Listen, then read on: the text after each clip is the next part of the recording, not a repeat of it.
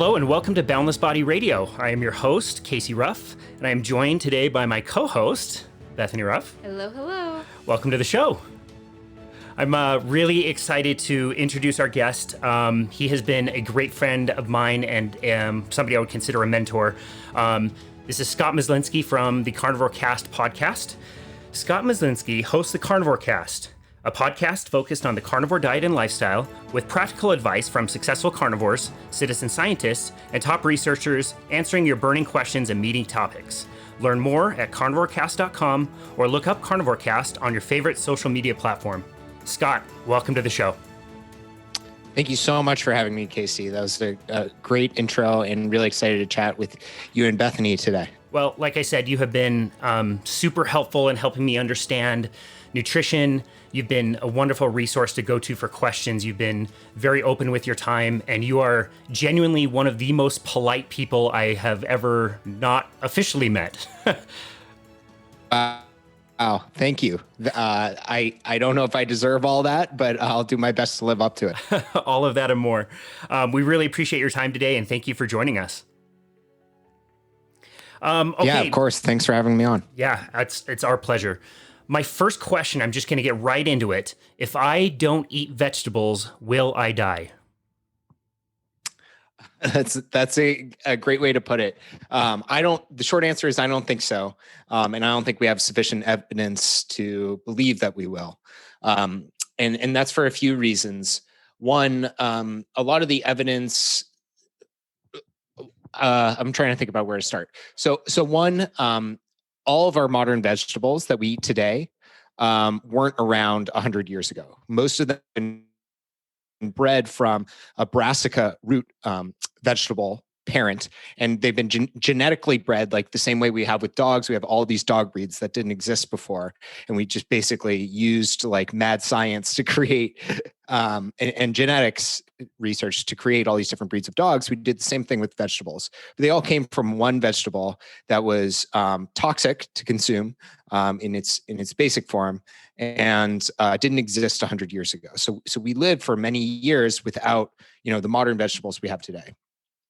Another point is that the RDAs, the recommended daily allowances for vitamins and minerals, which are a major point, when people think about get your vegetables, get your fruit, they're thinking, I need to get my vitamins in, right? I need to get my micronutrients. Almost all of those RDAs were established based on what's called the minimum level of evidence, which is expert opinion. So there's randomized controlled trials, there's quasi-randomized controlled trials, meta-analyses, et cetera, all those levels. And then the weakest level is expert opinion. And that's what most of the RDAs are based on. They're also based on population means of, if you think about something like vitamin C, how much vitamin C do you need to guarantee that like 99% of a population will not get sick? Now, that does not necessarily mean that applies to, what is the optimal amount of vitamin C to be getting for the average person or for you individually to feel good, to perform well, to be healthy, to not get disease, and not die, to your point. Interesting. Sure, go ahead. Sorry. No, please continue. Yeah, and I was just going to say the last major point is that a lot of the vitamin minerals that we would get from plants are much higher in availability in animal foods, like especially organ meats like liver, but even basic muscle meat like steak or ground beef has more B vitamins, for instance, than a lot of the vegetables we eat, and they're more bioavailable. They're more easily absorbable. So the vitamin A in liver is much superior to the vitamin A in something like spinach. Your body is better able to convert that.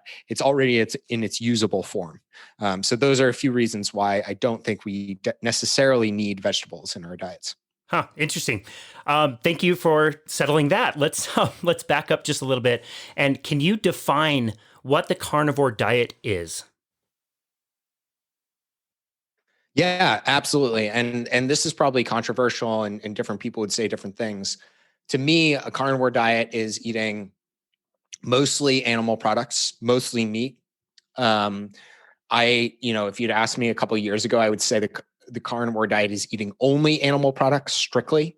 But I think that definition is not necessarily helpful and not as practical as saying mostly animal products, because and we may get into this more, but I think there's a lot of in-group, out-group, and false lines and dichotomies drawn in kind of the diet communities around people who eat mostly one way or mostly another versus they're absolutely 100% strict. And I think to get the benefits of the carnivore diet, you don't have to be necessarily 100% strict. Some people may need to in special cases, but not everyone does. Interesting. So how was it for you personally? How did you come to find the carnivore diet? Yeah, so I started the carnivore diet way back in 2016, far before, when most of the modern carnivore movement kind of took off, was when Sean Baker was on Joe Rogan, which I believe was November of 2017 or 2018. I always just remember it as being on, and it was either November or December, but it's Yeah, that's right. No, I remember the anniversary of Pearl Harbor. That's right. I remember listening to That's that how I remember. episode. In fact, I never even finished the episode. I thought it was so outlandish at the time. I ended up turning it off, and to this day, I haven't even finished the episode. Oh, that's really funny. So yeah, Sean Baker was on Joe Rogan, but far before that, I discovered it from, and there were many people who were practicing the carnivore diet and talking about it openly before me. But a couple of those were Amber O'Hearn, who is a very devoted, smart, and practical researcher on the carnivore diet. She's written extensively on ketogenic and carnivorous diets and their effect on metabolism, the need for different nutrients in a carnivore diet, et cetera. And she's been a carnivore for over 10 years. She used it to help alleviate depressive symptoms that she couldn't alleviate with any drug or other type of diet, even keto. And so I heard her on the Two Keto Dudes podcasts in the fall of 2016. And she was talking about that, a lot of the evidence for eating plants, and this is one thing I didn't mention in my opening, the first question you asked was, a lot of the evidence is based on the same false epidemiology, the type of research that says that, cholesterol is bad for you, saturated fat is bad for you, eggs are bad for you, red meat is bad for you. All this research that basically pools people and looks at, on average, how much of X food do you eat versus Y food. And there's this thing called the healthy user bias, where the people who tend to eat more vegetables, tend to eat, less fast food, tend to also not smoke, not drink, not, exercise more, go to the doctor, wear a seatbelt, all these confounding factors, those people tend to be healthier. Now, you're not separating out the effect of not smoking and not drinking from the actual diet itself. And so when you do that, all of a sudden vegetables look awesome and meat looks horrible, because, the average person who eats a lot of meat in America is eating a lot of fast food, a lot of, Happy Meals, milkshakes, fries, all these foods. Maybe they're, have a very sedentary lifestyle.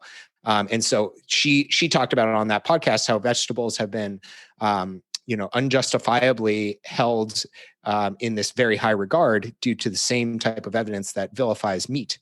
And she also talked about how not only that, but vegetables can actually be harmful in a lot of cases. They have these defense chemicals because, they can't run away from predators. And we often call them phytonutrients, but they're really phytochemicals or phytotoxins that can cause all types of problems in the body in large quantities or even small quantities for certain people. So I found that really intriguing. And I was already eating a very meat-heavy ketogenic diet. I wasn't tracking my macros or making sure I was getting the right amount of fat. I was just eating a lot of, relatively fatty meat and including some vegetables because I felt like I had to. And so I said, hey, what the heck? Why don't I drop the vegetable portion?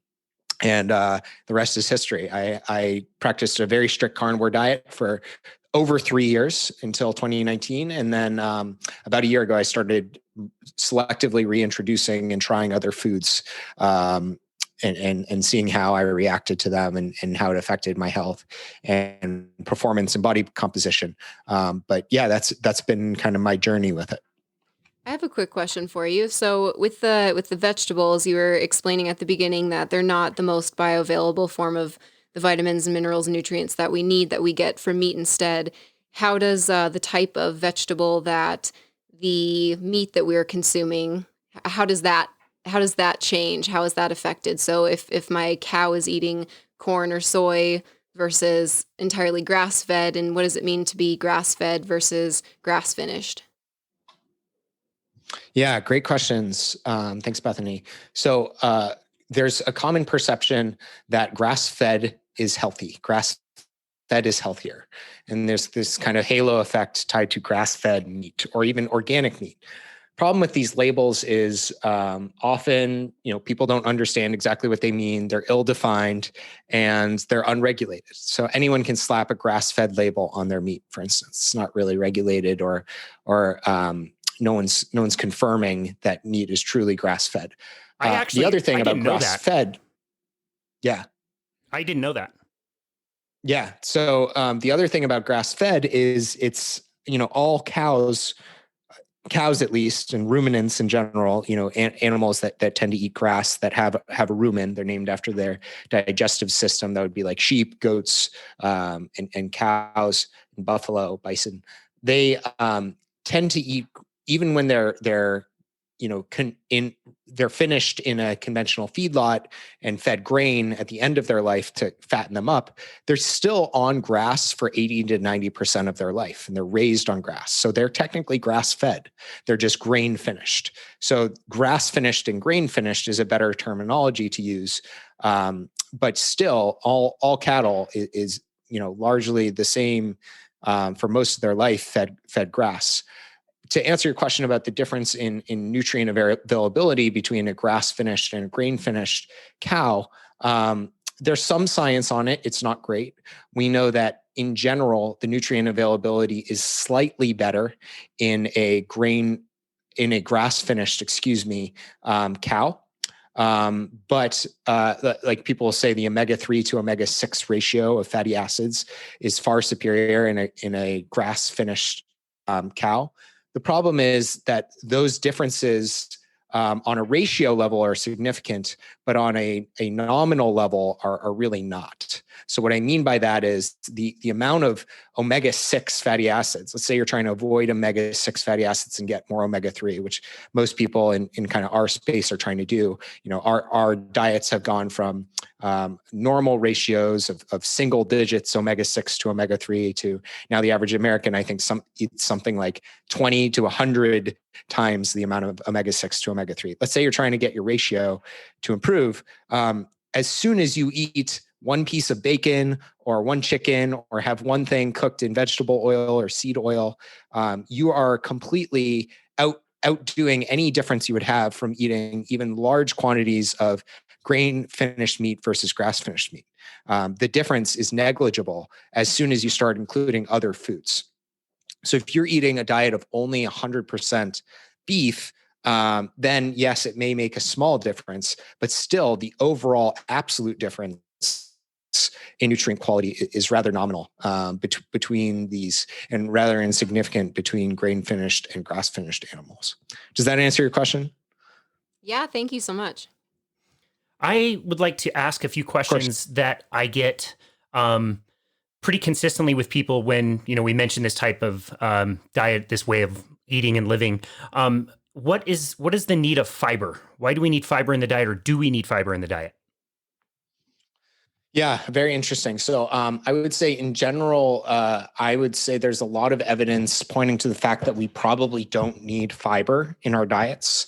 The recommendation around fiber, which I think for Americans is something like 20 to 30 grams a day, comes from one anthropologist who observed a tribe in Africa who tended to seem healthy and lean and live long lives. And he estimated, based on observation, not even tracking their diets, that he thought they probably ate somewhere on the order of 20 to 30 grams of fiber a day. And that's actually where the recommended allowance of fiber in the US diet comes from. That's so crazy. So very, very poor level of evidence. I can't remember the exact anthropologist's name. But fiber is essentially bulk. It is helpful if you're eating a lot of processed grains and sugar to slow down your digestion of those foods so you don't spike your blood sugar as much, so you don't get these huge swings in blood sugar that can lead to insulin resistance and diabetes and other metabolic conditions. So in that case, fiber can be helpful. But when you're eating a low sugar, low processed food diet, if you're generally active and healthy, in good metabolic health, you don't need a ton of fiber to be slowing down your digestion. Your digestion is already moving at an appropriate pace because you're eating, meat and animal protein, which digests very slowly. And, fiber is another reason a lot of people say you need fiber is to go to the bathroom. And that's just not true. What fiber does is it most of it is indigestible. We can't digest it. We have very basic, simplified digestive tracts compared to, some of our ancestors in the animal kingdom, like monkeys and apes, and compared to cows and ruminant animals. We have a very simple, basic digestive tract. We actually, as we evolved, our digestive tract got simpler and simpler and started requiring less energy, and our brains got bigger and bigger. That was kind of the trade-off we made during evolution. And so what happens is other animals, large herbivores or gorillas, they can take large amounts of grasses or fibrous food stuff, and they can convert it to saturated fatty acids. So if you actually look at the consumption of a gorilla, you might say, well, their diet is all grass, it's all carbs, right?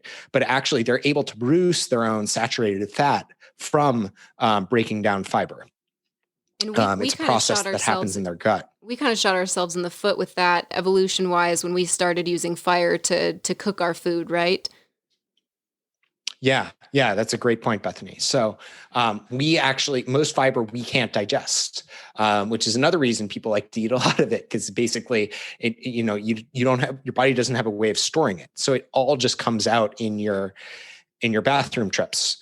So if you're eating a lot of fiber, you're going to poop a lot more, but it's just waste product. It's just passing through you. Your body isn't using it. It isn't getting any benefit from it.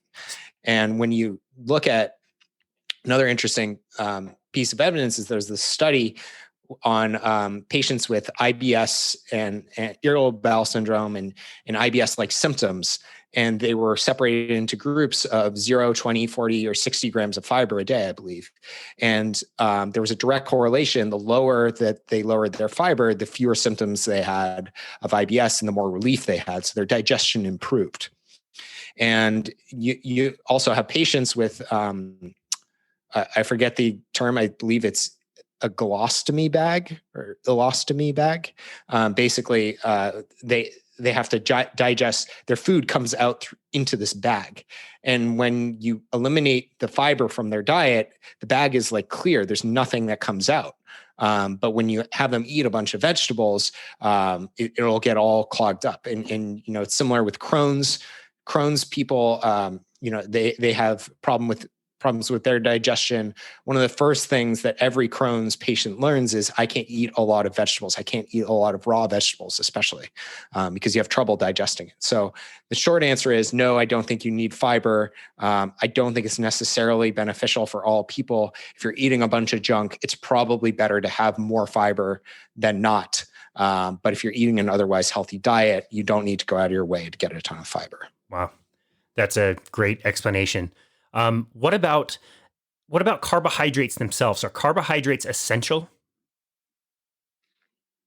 So there's no such thing as an essential carbohydrate. Our body can produce all the carbohydrates it needs. Because evolutionarily, we often had to deal with long periods of fasting, going without food, hunting animals, just being in scarcity. And during those times, our body developed the ability to create its own glucose, the minimal amount of glucose we need to survive for our muscles and our brains, through a process called gluconeogenesis, which is the conversion of both proteins and fatty acids into glucose. So we basically have this backup system where whatever emergency need we have for a small amount of glucose, our body can take care of it through gluconeogenesis. And, for the most part, our body is perfectly happy to supply energy through ketones and fatty acids.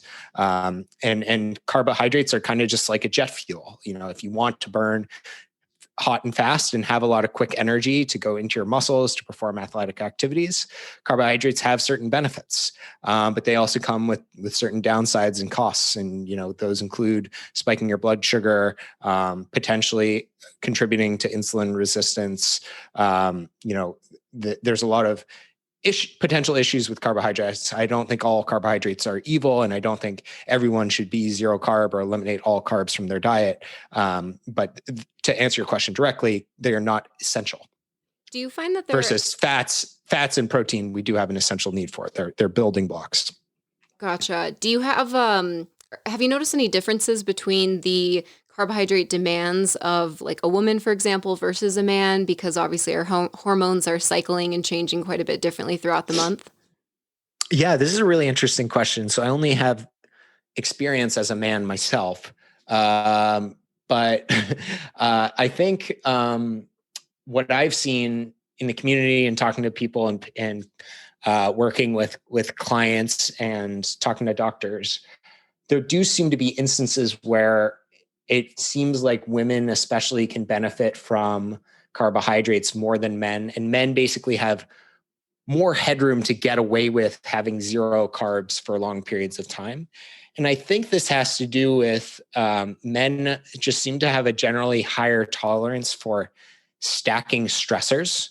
And so what I mean by that is, like, if you're stacking high intensity exercise plus fasting plus a low calorie diet plus stress plus whatever other physical or mental stressors you may have in your life, these all add up. And it seems like men can generally get away with more and be okay and continue to function, lose fat, et cetera, and have, sufficient hormones. Whereas women, to a certain, it happens to both sexes, definitely, but women seem to a greater degree, when they try to pull all these levers at once, when you have the CrossFitter who's fasting 20 hours a day and eating zero carbs, and is close to single digit body fat, it seems like it's very common that it can result in a lot of negative health effects, and having that little bit of carbs can relieve some of that stress, and tell the body, hey, it's okay. We're in this environment where carbohydrates are available, where there's energy available. You don't need to turn all the alarm bells on and produce so much cortisol. Another one that I get quite a bit is whether you have to do a carnivore diet for the rest of your life, or whether it can be used short term as a tool to address a certain issue. Can you comment on that? Absolutely. I think it should be used as a tool. I don't think people should say that, everyone has to be carnivore for life, or I don't think people should go into the carnivore diet planning to do it for life. I've probably changed my opinion on that over the years, but I think really a carnivore diet is an excellent elimination diet. It's an excellent way to find out how foods affect you. And it's a great way to, set a baseline of some of the healthiest foods you can possibly eat. Animal protein, very micronutrient available foods, as we spoke about, and foods with a high degree of protein, usually minimally processed, usually very satisfying foods. Have you noticed at all, as the season is changing here, we've had a beautiful fall. Have you noticed that your appetite changes at all, or what type of meat you're craving, or just any kind of different distributions in your diet? That's an interesting question. I'd say, it changes day to day. So it's hard to track necessarily with the seasons. I have heard people talk about that, like in the winter months, they just really crave more fat. In the summers, they crave more carbohydrates. Maybe they find themselves really active and outside in the summers, so they may eat less. But yeah, in general, I think people's appetite shifts. with seasons or different changes. But I haven't noticed in myself specific instances of that. Cool. I'm always looking for other females who are pulling off the carnivore diet successfully and thriving under those circumstances. Casey tells me that your wife partakes in the carnivore diet. How are your meals any different from hers? Are they? Does she have anything that she kind of does as far as that carb cycling that you've noticed or picked up on? Yeah, absolutely. So my wife, Marissa, has been carnivore and keto and meat-based before that. She's been carnivore for 2 years and keto and meat-based before that, but has found that she's able to add more. She selectively tried adding foods and doing food reintroduction in a very systematic way, which I'm happy to talk about, which has worked very well for her. And she's seen specific reactions to certain foods and not to others. So she's trying to find ways to add a little more variety and potentially get some of the satiety effects of different foods as well. But in general, she's found, she needs to maintain a higher fat ratio than I do to feel good and feel energized. She can't get away with, long days of super high protein, low fat, which I can sometimes get away with. But yeah, those are some of the acute differences we've noticed between each other. So if somebody wanted to start on the carnivore diet, what types of things would you recommend? How can you make this simple for people to try out? Yeah, I'd say for people just getting started, some of my biggest tips are, one, find meat that you enjoy, find foods you enjoy, even if that means that, you're not eating the organic pasture raised grass finished, perfect beef with the perfect ratio of organs, et cetera, et cetera. Like just get started. Don't let perfect be the enemy of the good. So find meat you enjoy, season it if you need to, throw in some cheese if you need to. Another big tip I have is eat to satiety. Don't try to restrict the amount you're eating while changing what you're eating. There's going to be an adaptation period. You're going to have cravings. It's going to take time. So just eat to satiety. Eat as much as you need to feel full and satisfied, and worry about, portions and weight loss and fat loss and things like that later on after getting adapted and getting used to the diet, which may take weeks or months. And then the last thing I would advise is find a community. Find, if you feel isolated, if you feel like the weirdo carnivore freak in your office or family and people are asking you questions and why are you doing this? And you feel, outed, find an online community, Facebook, Twitter, Instagram, find people you can ask questions of, a support network. I think that goes a very long way in making any lifestyle change. That's fantastic. Fantastic advice. We really appreciate that. And we appreciate your details and the way you explained all that very simply. Let's take a quick break and come back with some more questions for you.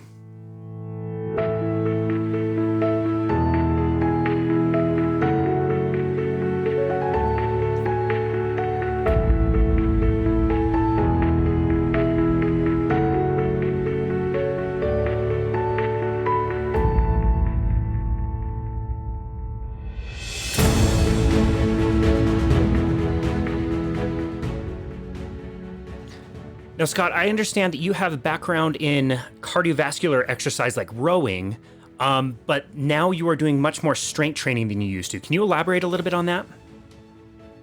Yeah, absolutely. So I was a lightweight rower, competitive lightweight rower for about 8 years, starting in 8th grade and going through university, rowed at the University of Pennsylvania. And I rode as often as twice a day for 3 hours a day, really crushing myself with steady state cardio. And it had a lot of negative health effects, I'd say. I mean, on the whole, I've loved it and enjoyed the competitive nature, the camaraderie, the skill, et cetera. But I'd say overall, it was probably very bad for my health. I had very low muscle mass, very low bone density, chronic dieting. There were a lot of problems with rowing for me, and a lot of joint pain and back injuries. So coming out of school, I wanted to find a way to improve my health and get, build muscle mass, which I know is very important for longevity and health and functioning. And so I discovered Body by Science and Dr. Doug McGuff. They practice high intensity exercise. And that's how I got kind of my entrance into resistance training and focusing on trying to build muscle, which I think is the most important part of exercise, not just to change your aesthetics, which is what a lot of people associate with muscle building and lifting weights, but it's actually super important for fighting off disease, improving your metabolic health, your ability to tolerate glucose and food, and be an insulin sink for when you consume large amounts of food, and overall just improve your mortality outcomes. So essentially what high intensity training and high intensity exercise is you can think about exercise in terms of, and really almost any hobby in terms of intensity, frequency, and volume. Those are kind of your three dials. And you can't be high on all of those. You can't be doing super intense workouts every single day with tons of sets and reps and exercises. You can do really intense workouts, like a single set to absolute all-out failure as hard as you can. And then you can do it like once or twice a week, and you can do it with only a handful of exercises. It's the same thing if you're to think about running, something more people can probably relate to. You can't sprint marathons every single day.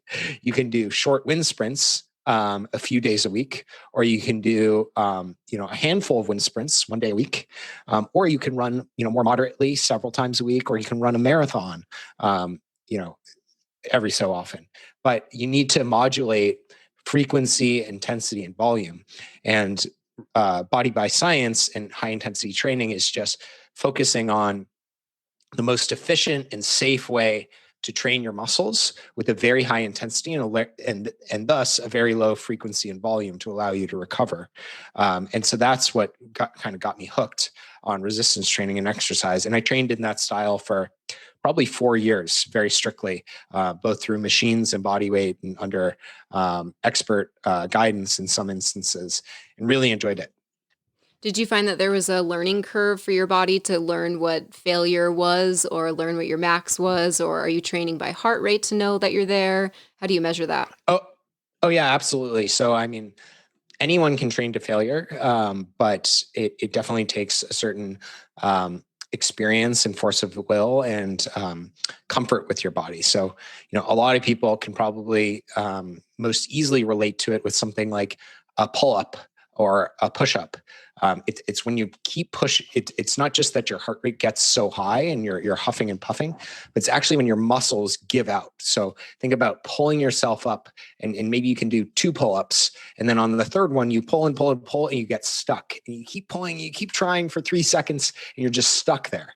That's concentric muscle failure. That's your muscle is unable to overcome the force required to lift your body up. It's unable to overcome gravity. Same thing with the push-up. You're halfway through the push-up and you're just stuck.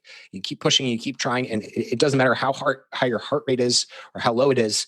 Your muscles just can't push any longer, and that's going to concentric failure. And that was the goal of high intensity training is often to train to complete concentric muscle failure in a safe way on machines often, or with your body weight, so that you're not risking injury. You wouldn't want to do it with something like a barbell back squat or a barbell deadlift, where you could injure yourself if you dropped the weight. And yes, it does definitely take a learning curve. So you were fortunate to find the book Body by Science much earlier than I was. I discovered it probably about a year ago. And one of the concepts that I really enjoy is the difference between a skill versus fitness and muscle mass. And if you would have come to me a year ago and said, hey, I need you to train me, I'm a basketball player, I would have said, great, let's do these jumps off these boxes. And since you use a basketball, let's use this medicine ball and it will be heavier and we can mimic the movements and all of these different things. But at the end of the day, none of those activities actually are basketball. The only thing that is basketball, which sounds silly, but it really changed the way I leverage a strength training workout to develop muscle and then use the rest of the time to put that person in game situations in the same context that they would be while playing the game, and have them work on their skills in that way. Yeah, that's really awesome, Casey. I love the way you put that. Yeah, strength and sports are skills, and training your muscles and letting them recover and grow in hypertrophy is exercise. I think that's the way that Doug McGuff and folks in that kind of high intensity evidence-based sphere define it. Now, I would still say there are lots of benefits to be had from playing sports and running and different forms of exercise. I would never tell someone don't do those other things because they're just recreation and they won't help you at all. I think exercise universally, or any activity you enjoy, you should probably do, as long as you're able to accept the risks. Some people in that space, in the high intensity space, would say, you shouldn't do anything but resistance training because everything else is just risky and injurious. I don't completely agree with that. This seems like the perfect. Sorry, go ahead. But you're absolutely right that, strength and athletic ability is a skill, and you need to train those skills separately from building your muscle mass, which will make you a better athlete, which will make you more able to perform in games and training sessions. It'll improve your endurance. It'll improve, when you have more muscle, you can produce more force. But similarly, stepping outside of athletics, a lot of people say, I want to go to the gym and I want to hire a personal trainer because I want to be strong, because strong people are healthy. I think that's really false. Like, all this evidence pointing towards, people with stronger grip strength or, stronger ability to lift a weight, live longer. I think that's just a false correlation with muscle mass. I think, there's nothing inherent about your ability to grip something or produce force that makes you live longer. Having more muscle, having more of that organ tissue that promotes longevity, that can help boost your immune system, that can defend you if you have a chronic disease or an acute disease, that's what improves your health and longevity. So I think if you're trying to get healthier, focusing on strength, while it may be fun, is not necessarily the goal. It's correlated with muscle mass, but what you really want to be focusing on is, how can I build the most lean muscle mass and bone density as possible? Yeah, it does seem kind of misconstrued as far as research study or evidence that might have gotten a little misinterpreted with grip strength. I would feel like that would have more to do with brachiation, overhead hanging, which you kind of alluded to earlier. Yeah, I agree. So do you do any cardiovascular training anymore, or are you pretty much just doing strength training? Yeah, so we have a puppy, so I walk about 15 to 16,000 steps a day. That's quite a bit. Which is usually outside. We also, in COVID, were lucky enough to pick up a very cheap used treadmill desk, which I take a lot of my work and Zoom calls on, just to, move. And I especially like to walk or move after meals. I've been studies showing that the blood glucose response when you walk right after a meal is significantly improved to just sitting. And I hate that sluggish feeling of just eating a bunch of food and sitting on the couch or sitting in your chair. So yeah, that's my cardio. I walk a lot. I walk upstairs. I walk up hills. I don't run. I don't jog. I don't bike. A lot of those activities exacerbate my previous rowing injuries, my back problems. And also I just feel that I'm getting a lot of the same benefits by walking a lot and, lifting weights for an hour or more, 5 days a week. Have you ever done any workouts with a trainer before? Yeah, absolutely. I've worked with high intensity trainers and I've worked with other trainers as well. The high intensity world, it's hard to find good information because HIIT, high intensity training, often gets confused with HIIT, high intensity interval training. Yes. And so it almost feels esoteric to read this old research about how to build muscle by pushing yourself to failure. And if you try to Google search it, you're really going to kind of get misled. Absolutely. That's such a great point. Whenever you search high intensity training, all that comes up is interval training. there's a similar philosophy behind it, that if you train harder, you don't have to train as long and you don't have to train as often. But high intensity interval training, while it can build muscle in, highly untrained individuals, just like walking can build muscle in really untrained or detrained individuals. If you truly have the goal of building lean tissue, you want to be lifting weights in a progressive manner. That's the better way to go about it, I believe. So I should stop doing the jump squat Instagram video workouts that I've been doing. No, I mean, there's a lot of benefit to that, and you can do that in addition to your resistance training exercise, and especially if you're short on time. I mean, I see that as being really the main benefit, is that it's efficient and you can improve your heart, and during a short interval of time, if you don't have time to walk 15,000 steps a day.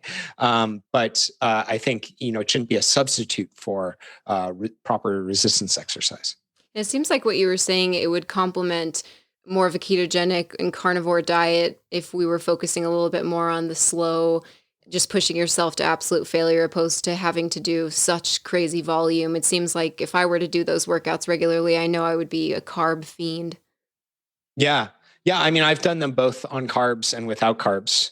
And I'd say definitely it's easier, especially in like the 45-minute onward mark of a heavy, intense, high volume resistance training workout, to have carbohydrates in your system.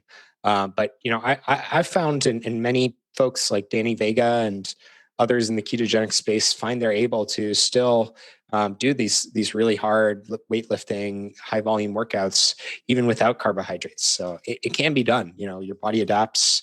Your body is a very adaptable system, and thanks to gluconeogenesis, we can produce the amount of glucose we really need. It's just, are you directly ingesting those carbs, or are you having to break down either muscle tissue or some of the protein you eat to produce them? Have you had to make any major changes in your strength training program since the pandemic started, besides the walking Zoom meetings on the treadmill? Yeah, absolutely. So for the first 4 or 5 months of the pandemic, all gyms were closed in Boston. And so I bought right away, as the day my gym closed, I bought a pair of adjustable Bowflex dumbbells on Amazon, which have come in very handy. Smart. I got a bunch of bands, resistance training bands. And we also already had a suspension trainer similar to a TRX for suspension rows that like goes over a doorway. And we also have a pull-up bar, two pull-up bars actually, and push-up handles. So I've used all of those. And also Dr. John Jacquish was nice enough to send me an X3 bar, which I've used, which is basically a system using a bar and resistance bands to train. But more recently, in the last couple months, gyms have reopened in Boston, and I've been going back to the gym full time, and really enjoyed that. I definitely missed it, but had to take a little bit of a step back, but was still able to get workouts in during COVID. That's great. Yeah, we've noticed it just takes maybe a little bit more creativity, but you can work around that based on what people have. There's definitely ways that you can do it with or without a gym. You just kind of have to be a little bit more creative these days. Totally. Awesome. Well, let's take a little break and we'll close everything out here in a few minutes. Great.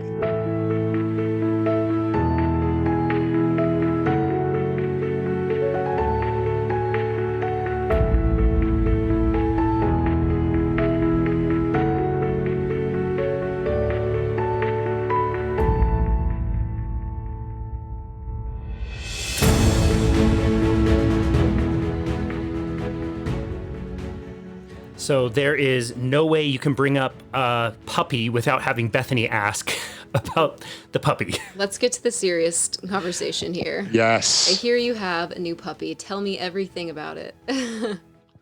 So Chewy, short for Chewbacca, is a mini Labradoodle.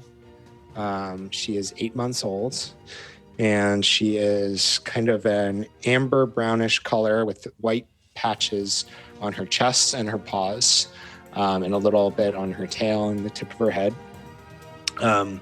We got her. She is not officially, I guess she could be called a COVID puppy, but we didn't get her because lockdown, like many people now, all these shelters have infinite wait lists and won't even take you. And all these breeders are sold out because everyone wants a dog during lockdown. But we actually got her. We agreed to get her in early January or late December. She was born at the end of January. So she was with us during COVID, and she helped distract us and give us a purpose during COVID. But we weren't planning that way.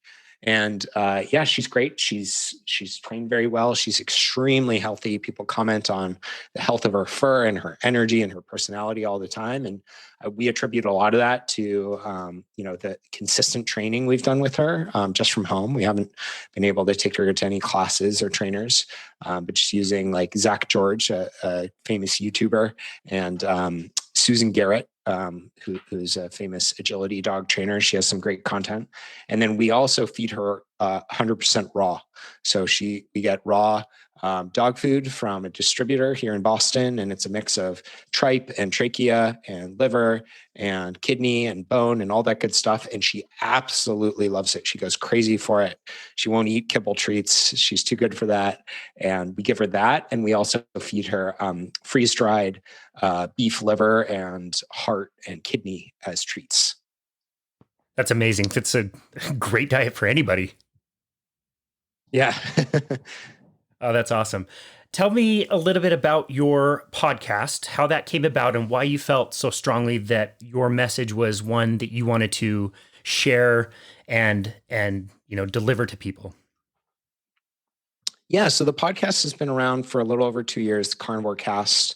And I started it because at the time, I loved podcasts. I listened to a bunch of podcasts. And a lot of the podcasts I was listening to, Dr. Anthony Gustin and, the Keto Answers, Biohackers Lab, Two Keto Dudes, Human Performance Outliers, Sean Baker's podcast. They were having all these ketogenic and carnivore guests on, but they were not specifically branded as carnivore. When you search carnivore on iTunes, nothing came up, or Apple Podcasts. And, I felt that they just had the occasional carnivore guests, and they weren't going deeper on the carnivore diet. And the carnivore diet was really taking off. And I was, a proponent of it. I've been doing it for 2 years. And my wife kept encouraging me, girlfriend at the time, to start it, to try it. And I always said, all the guests I would want to have are on these other podcasts eventually. And, I had a friend who had been doing a high intensity training podcast, actually, Lawrence Neal, for several years. And so I had chatted with him about podcasting in the business before. And I basically went to him and I said, what's the absolute minimum I need to do to set up a podcast, to put one out there? And he told me about, using Skype to record the audio at the time, which I no longer do, but did for way too long. And, how he gets them edited. And basically, I didn't want to produce a YouTube channel and have a fancy website and, an email newsletter and all this stuff. I just wanted, what's the bare minimum to ship 3 episodes out the door? And so I did that, and, had a chance to chat with some friends, and Dr. Kevin Stock and William Schufelt were nice enough to come on for those early episodes before Carnivore Cast even existed. And, I felt so much more engaged with the community, felt like I got a chance to meet people and share people's stories and their messages. And, my podcast, half of it is experts and researchers and athletes and folks like that who can really share a lot of wisdom. And the other half is kind of these N=1 case studies of people who have overcome different chronic issues, diseases, conditions, improved their health, lost hundreds of pounds of weight through a carnivore diet. And the whole point of the podcast is just to encourage people to question what they've heard about nutrition and health, and maybe, not convince them that the carnivore diet is right for them or right for everyone, but have them, take a second look at what they're eating and say, hey, I have Crohn's disease, and I've been struggling with it for years, and doctors haven't been able to help me. And I heard this story on this podcast about this guy or girl who really improved their health with a carnivore diet. Maybe I'll try that for 30 days. And if I can have a couple people, have that thought and take that away, that's huge. And I haven't tried to, make a bunch of money off it. Of course, it's always going to be a hobby. It's not my job, but I've just loved that sense of connecting with the community and trying to give back a little bit in any way I can. Do you have any really memorable episodes that you did? Anything that really stands out? Oh yeah, absolutely. I mean, I'd say all my guests bring something unique, so I don't want to exclude anyone.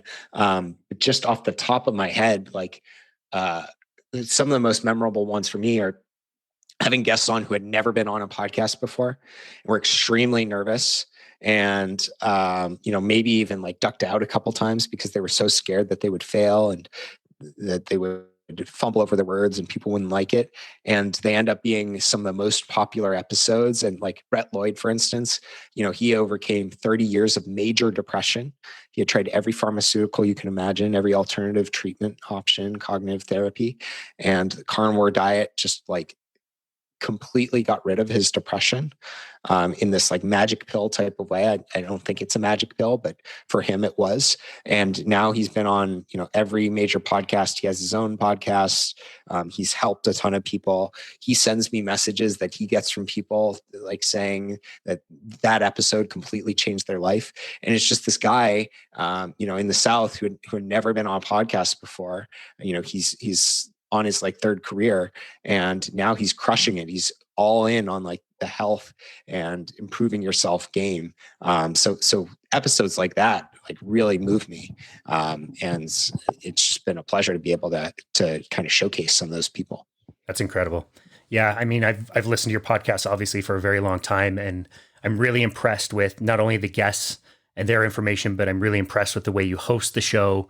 You ask very considerate and meaningful questions, and it's been really great to learn from you and your guests in that way. So we really appreciate it. Now it is time. Thank you so much for saying that, Casey. Yeah, of course. Definitely mean it. It's time for Bethany and I to grill you, bring you in on our new weekly tradition that we started a few weeks ago. We call this the 3 questions. We find it kind of a fun way to recap our week and think of things that we can do to improve in the future. So I'll let Bethany ask you the first one. What is one thing you learned or changed your mind about this week? Yeah, so I've been for a very long time a huge opponent of vegetable and seed oils. These processed oils like canola and soybean and sunflower oil that are in so many of our foods are in restaurants. And more recent, and I have read a ton of the science and studies on it, and read Nina Teicholz's book, The Big Fat Surprise. I think is an excellent resource there. And Dr. Paul Saladino has gone very in depth on some of the biological and chemical mechanisms by which these oils can cause inflammation and be very harmful to our bodies. And I've discovered there's a whole group of really smart scientific minds and researchers in the health and nutrition space, not just the ones who are following the medical guidelines and are kind of blindly accepting them, but people who are really digging into the research and analyzing studies, who firmly believe that vegetable oils are not only okay, but way better for you than saturated fat. And additionally, it seems like there isn't a lot of evidence that there's a specific need for saturated fat in the diet. Now, that doesn't mean saturated fat isn't healthier for you than monounsaturated or polyunsaturated, and animal fats are probably way better for you than these processed vegetable oils. But it's interesting to me that there's this group of seemingly very educated, very smart individuals who still, after looking at all the research and evidence, think vegetable oils are not only okay, but great for you. And so that's something that I haven't changed my mind about, but I've discovered and I'm intrigued by, and I'm trying to spend more time having an open mind, digging into that to see if to make sure that I'm not being dogmatic and blind to some of the evidence. That is very interesting. Our next one, what is one thing you wish you would have done better this week? Sleep. I've been really struggling with my sleep lately. So I practice every single type of sleep hygiene possible. As you can imagine, cold, dark room, natural light first thing in the morning, consistent sleep schedule, wind down routine, no lights in the bedroom, white noise, et cetera, et cetera. But my sleep has been really horrible the last couple weeks, like horrible insomnia. So I wish I could improve that, and I'm actively trying to. Wow. Sounds like your practice is there. You're doing all the right things. Hope so. Next one, what's one thing you are really proud of this week? This week, I am really proud of. What am I really proud of this week? I'd say I'm proud of my ability to balance this week. Everyone struggles with trade-offs between work and social and relationships and health and personal time. And I think over the last week, I feel like sometimes I misallocate and I bite myself for it, but I feel like I've been doing that better recently. That's great. Those are all really great answers. Thanks. This has been an awesome conversation. We really appreciate, again, your time and all the wonderful answers and information that you've been able to provide for us. What is one thing that you would like people to walk away from this conversation with? What's something that's simple that they could plug into their life that would provide some benefit?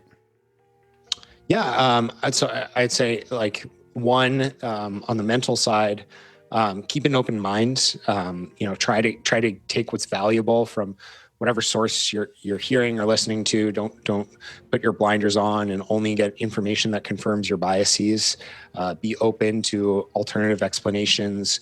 Be open to and try to also present information in that way too. Don't try to jam your message or your diet down other people's throats. Try to present something that say, this is interesting. Have you thought about this? Do you think maybe this could help you with something like the carnivore diet? So that would be the mental side. And then on the more practical side, just a habit, like find a form of exercise you enjoy. If you're listening to this podcast and you're mostly coming at it from a diet perspective and you're a carnivore and you say, I hate the gym and I hate resistance training and I can't stand it, find whatever you like to do, whether that's tennis, hiking, walking, running, swimming, and try to enjoy it. It's hard during COVID. I know there are restrictions, but try to find some activity that gets your heart pumping and makes you feel good. Love it. So our last question, you were mentioning earlier that it would be helpful for people that are kind of dipping their toe in the water of carnivore diet to have a community built up and online resources. Where can people find more about you? Yeah. So search Carnivore Cast in your favorite podcast player. You can also look up Carnivore Cast on Instagram, YouTube, Twitter, and Facebook. Feel free to send me a message, any questions. I love hearing from people. And then, there are a lot of other great podcasts and Facebook forums. There's MeatRx, Sean Baker's platform. A lot of great communities out there for people who want to learn more about the carnivore diet and ask questions and get that community support. That is awesome. Bethany, anything else? This has been great. It's super great to unofficially meet you, Scott. Yeah, likewise. Looking forward to meeting in person someday in either, the beautiful Southwest or if you make yourself to Boston, please let me know. I'd love to share a steak and a hike. Yeah. Absolutely. We've got good options of states. We were supposed to meet in Austin this year. We could have had some brisket together. Yeah. I was really sad to have to miss KetoCon, but agreed. Well, thank you very much. We really appreciate your time and your wisdom. We're very grateful for you and for your content and everything you're able to bring to the table today. Of course. Always happy to help. Awesome. Well, thank you for listening to Boundless Body Radio. We will see you soon.